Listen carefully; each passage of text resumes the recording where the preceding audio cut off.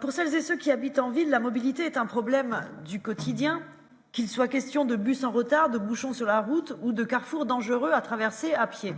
Toutefois, il y a souvent un aspect dont on parle peu et qui pourtant devrait être central. Un angle mort des politiques de transport, en quelque sorte, c'est la dimension de genre.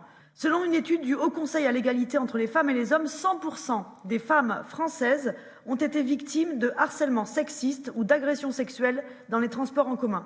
Un chiffre alarmant quand on sait que les femmes sont les principales usagères des transports publics en zone urbaine.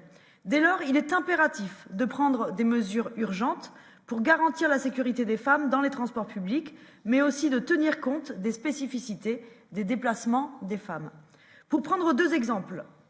Premièrement, les déplacements des femmes sont rarement un aller-retour, mais plutôt une combinaison de déplacements, souvent au minimum de la maison à l'école pour déposer les enfants, puis au travail. C'est pourquoi il est essentiel d'assurer les correspondances parce qu'un retard sur un bus ou un métro fait ensuite rater les autres transports.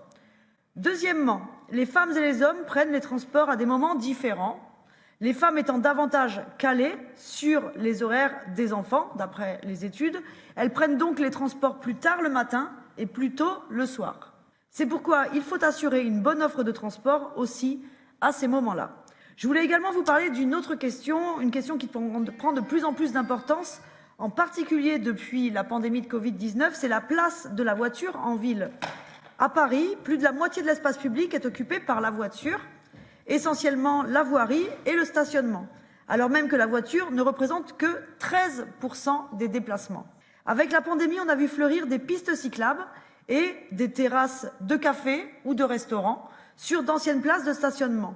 C'est une très bonne chose qu'il faut faire perdurer pour rendre nos déplacements plus agréables et nos villes plus vivables. Merci.